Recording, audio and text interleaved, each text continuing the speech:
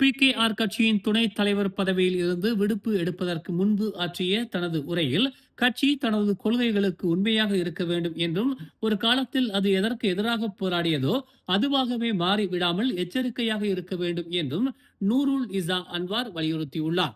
எதிர்க்கட்சியாக இருந்த காலத்தில் சீர்திருத்தங்களுக்கான போராட்டத்தை வழிநடத்தியதை ஆட்சியில் இருப்பதால் PKR கட்சியை அது மறக்க செய்துவிடக் கூடாது என்று அவர் சுட்டிக்காட்டினார்.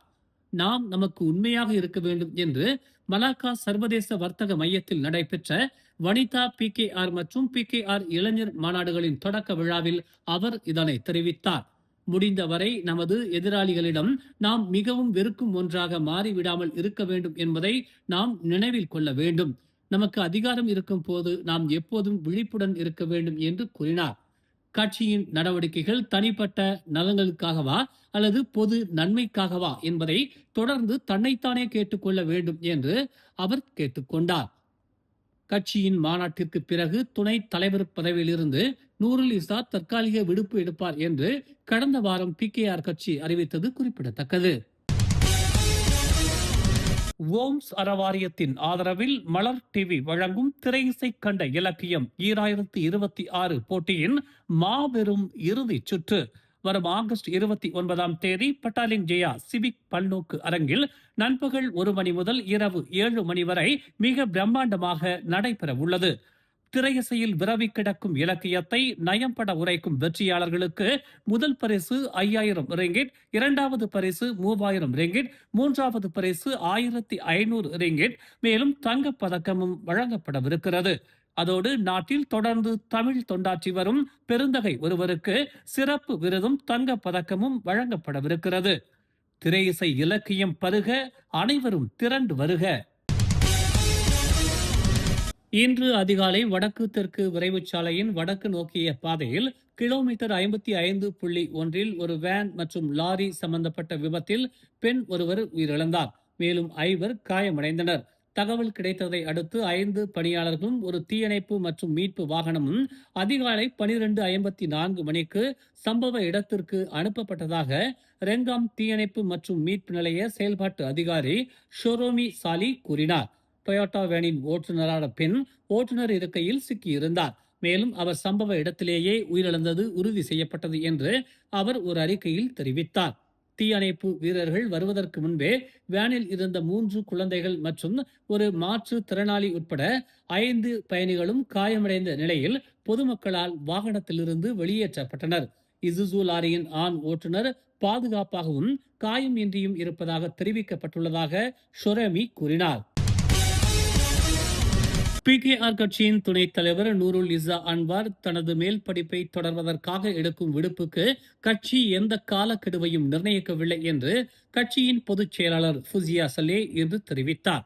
PKR கட்சியின் 2ஆம் நிலை தலைவராக தனது பொறுப்பை எப்போது மீண்டும் ஏற்க வேண்டும் என்பதை நூருல் இசாவின் முடிவிற்கே கட்சி விட்டுவிடுவதாக அவர் கூறினார்.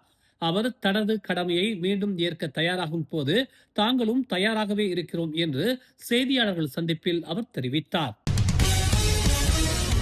தனிநபர்கள் சம்பந்தப்பட்ட ஊழல் குற்றச்சாட்டுகளை அரசியல் கட்சிகளுக்கு இடையேயான ஒத்துழைப்பை நிராகரிப்பதற்கான காரணமாக பயன்படுத்தக்கூடாது என்று பார்ட்டி வவாசான் நெகாரா தலைவர் ஹம்சா ஜைனுடின் தெரிவித்துள்ளார்.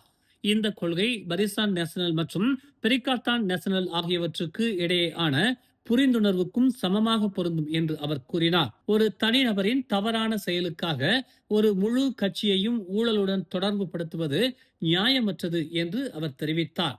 ஊழல் ஒரு கட்சியால் செய்யப்படுவதில்லை என அவர் தெரிவித்தார். எனவே கட்சிகளும் ஊழல் செய்பவர்களும் ஒன்றுதான் என்பது போல பேசக்கூடாது என்று அவர் சுட்டிக்காட்டினார். கட்சிகள் ஊழலுடன் தொடர்புடையவையாக இருந்தால் பரிசான் நேஷனல் மற்றும் பெரிகாத்தான் நேஷனல் ஒத்துழைப்பின் மூலம் மலாய்க்காரர்களை ஒன்றிணைக்கும் முயற்சிகள் அர்த்தமற்றதாகிவிடுமா என்ற கேள்விக்கு ஒரு கட்சி ஊழல் செய்கிறது என்ற கருத்து எந்த கட்சிக்கும் நியாயமற்றது என்று அவர் கூறினார்.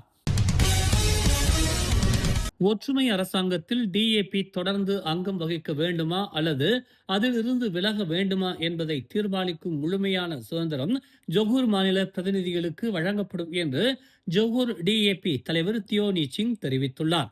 வரும் ஞாயிற்றுக்கிழமை நடைபெறவுள்ள DAP மாநாட்டில் பிரதிநிதிகள் வாக்களிப்பதன் மூலம் இது தொடர்பான முடிவு எடுக்கப்பட உள்ளது. மாநாட்டில் பிரதிநிதிகள் எடுக்கும் எந்த ஒரு முடிவையும் மாநில கட்சி ஏற்றுக்கொள்ளும் என்று தியோ தெரிவித்தார். உண்மையில் இந்த விவகாரம் தொடர்பாக மாநில அளவில் இதுவரை ஒரு குறிப்பிட்ட நிலைப்பாட்டை தாங்கள் எடுக்கவில்லை என்று அவர் கூறினார். காரணம், இது வாக்கெடுப்புடன் தொடர்புடையது. எனவே வரும் ஞாயிற்றுக்கிழமை நடைபெறும் மாநாட்டில் பிரதிநிதிகளுக்கு முடிவெடுக்கும் சுதந்திரத்தை வழங்குகிறோம் என்று அவர் தெரிவித்தார். இதனிடையே இந்த விவகாரம் தொடர்பான தீர்மானம் குறித்து பிரதிநிதிகளுக்கு விளக்கம் அளிக்கும் வகையில் கட்சியின் பொதுச் செயலாளர் அந்தோனி லோக்குடன் நேற்று கலந்துரையாடல் அமர்வு நடைபெற்றதாக தியோனி சிங் தெரிவித்தார். அந்த அமர்வில் முன்வைக்கப்பட்ட தீர்மானத்தின் பின்னணி மற்றும் அதன் முக்கிய அம்சங்கள் குறித்து விளக்கப்பட்டதாகவும் அவர் தெரிவித்தார். 2022 ஒற்றுமை அரசாங்கம் அமைக்கப்பட்டதிலிருந்து பிரதமர் அன்வார் இப்ராஹிம் மற்றும் துணை பிரதமர் அமாட் ஜாகித் ஹமீடி ஆகியோருக்கு இடையேயான நம்பிக்கை மிக குறைந்த நிலையை எட்டியுள்ளதாக அம்னோ முன்னாள் இளைஞர் பிரிவு தலைவர் கைரி ஜமாலுடன் தெரிவித்துள்ளார். நெகிரி செம்பிலான் தேர்தலுக்காக பெரிகாத்தான் நேஷனலுடன் கூட்டணி அமைக்கும் பரிசான் நேஷனலின் முடிவு பரிசான் மற்றும் பக்கத்தான் ஹரப்பான் இடையே ஒரு மிகப்பெரிய பிளவை ஏற்படுத்தியுள்ளது என்று அந்த முன்னாள் சுகாதார அமைச்சர் தெரிவித்தார். பக்கத்தான் ஹரப்பான் இதை ஒரு துரோகம் என்று சொல்லும். ஆனால் பரிசான் நேஷனல், நாங்கள் கூட்டாட்சி மட்டத்தில் உங்களுடன் இணைந்து பணியாற்ற மட்டுமே ஒப்புக்கொண்டோம். அதற்காக நாங்கள் உங்களுடன் என்றென்றும் பிணைக்கப்பட்டுள்ளோம் என்று அர்த்தமல்ல என்று சொல்லும். நீங்கள் எந்த கோணத்தில் பார்த்தாலும் ஒரு மிகப்பெரிய பிளவு ஏற்பட்டுள்ளது என்று கைரி சுட்டிக்காட்டினார்.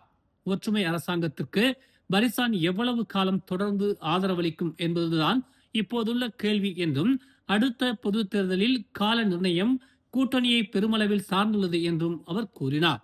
பரிசானின் அனைத்து நாடாளுமன்ற உறுப்பினர்களும் தங்கள் ஆதரவை திரும்ப பெற்றாலும் கூட அரசாங்கம் தப்பி பிழைக்கும் என்று தாம் உணர்வதாக அவர் தெரிவித்தார். இருப்பினும் அது மிகவும் நிலையற்றதாகவே இருக்கும் என்று அவர் கூறினார். மேலும் PKRின் அதிருப்தி நாடாளுமன்ற உறுப்பினர்கள் மற்றும் பரிசானில் சேர ஆர்வமுள்ள சபாவை சேர்ந்த சில நாடாளுமன்ற உறுப்பினர்களால் உறுப்பினர்களின் எண்ணிக்கை மேலும் மேலும் குறைந்து கொண்டே வருவதால் ஒருவேளை நிலைமை உண்மையில் ஜாகித்துக்கு சாதகமாக இருக்கலாம் என்று அவர் கூறினார்.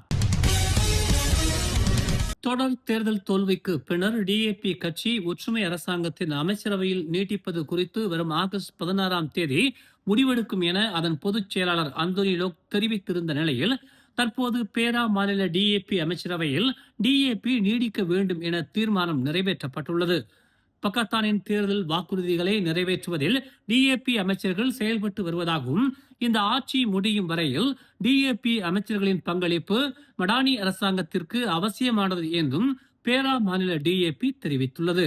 32 அமைச்சர்கள் உள்ள ஒற்றுமை அரசாங்கத்தில் DAP 5 முக்கிய அமைச்சுகளில் அமைச்சர்களாகவும் 30 துணை அமைச்சர்களை கொண்ட ஒற்றுமை அரசாங்கத்தில் DAPயின் 7 துணை அமைச்சர்களும் பொறுப்பில் உள்ளனர். அரசாங்கத்தை வழிநடத்தும் முக்கிய அமைச்சர்களாகவும் துணை அமைச்சர்களாகவும் DAP அங்கம் வகிப்பதால் பிரதமர் டதோஸ்ரீ அன்வார் இப்ராஹிம் தலைமையிலான மடானி அரசாங்கத்தில் DAP தொடர்ந்து நீடிக்க வேண்டும் என்று பேரா மாநில DAP வலியுறுத்தியுள்ளது. நாடெங்கும் தன் வசிய குரலால் ரசிகர்களை தன் வசமாக்கி வைத்திருந்த மாபெரும் கலைஞர் திரு ரகுராமன் அவர்களை விண்ணுலகம் ஏற்றுக்கொண்டு ஓராண்டு நிறைவு பெறுகிறது. தேன் அமுதம் தந்த அந்த மாய குரலோனுக்கு அஞ்சலி செலுத்தும் விதமாக இயல் இசை நாடக மன்றம் வரும் 16/8/2026 பிரிக்ஃபீல்ட்ஸ் பார்வையற்றோர் சங்க மண்டபத்தில் நினைவேந்தல் நிகழ்ச்சியை ஏற்பாடு செய்துள்ளது. தன் உச்சரிப்பில் சொற்களுக்கு உயிரூட்டி இசை ஊட்டி அழகு காட்டிய இந்த இசை மகன் தமிழ் மட்டும் அல்லாது மலாய், சீனம், ஆங்கில மொழிகளிலும் தன் இசை நுட்பத்தை புகுத்தி பள்ளின மக்களையும் தன் பாட்டு பாதைக்குள் பயணிக்க வைத்தவர். தன் வாழ்நாள் முழுவதும் தமிழுக்கும் இசைக்கும் முழுமையாக அர்ப்பணித்து மறைந்த அந்த மாபெரும் கலைஞரை போற்றுவது நம் கடமை. இந்த நேசமிகு கலைஞரின் அர்ப்பணிப்பு, உழைப்பு, தன்னம்பிக்கை எல்லாம் அடுத்த தலைமுறைக்கான அவசியம் கற்றுக்கொள்ள வேண்டிய பாடங்கள். எனவே அன்னாரது புகழ் பாடும் இந்த நிகழ்ச்சிக்கு பொதுமக்களை அன்போடு அழைக்கிறார்கள். இந்த நிகழ்வில் ராமனின் கலை பயண குறிப்பு, அவர் பாடிய சில காணொலி படைப்புகள், ராமனின் நினைவுகளை பகிர்ந்து கொண்ட சிலரது காணொலிகள் என பல அங்கங்கள் இடம்பெறுகின்றன. 16/8/2026 சரியாக மாலை 4 மணிக்கு தேநீர் உபசரிப்புடன் தொடங்கி 4:30 மணிக்கு மேடை நிகழ்ச்சிகள் ஆரம்பமாகும். மாலை 6:30 மணிக்கு நிகழ்ச்சி நிறைவு பெறும். இந்நிகழ்ச்சிக்கு இசை தென்றல் ரகுராமனின் பாசத்திற்குரிய அபிமானி அறப்பணி வேந்தர் ஓப்ஸ்பா தியாகராஜன் தலைமையேற்கிறார். வாருங்கள், ஒளியை ஒளியாக்கிய அந்த உன்னத கலைஞனை போற்றுவோம். மேலும் செய்திகளை தெரிந்து கொள்ள தமிழ் மலர் இணையதளம், தமிழ் மலர் செயலி மற்றும் மலர் டிவி யூடியூப் சேனலை வலம் வாருங்கள். எங்களோடு இணைந்திருக்க மலர் டிவியை பதிவு செய்து கொள்ளுங்கள். உறவுகள் மகிழ்ந்திட விருப்பம் மற்றும் பகிர்வு சேவையை சொடுக்கிடுங்கள்.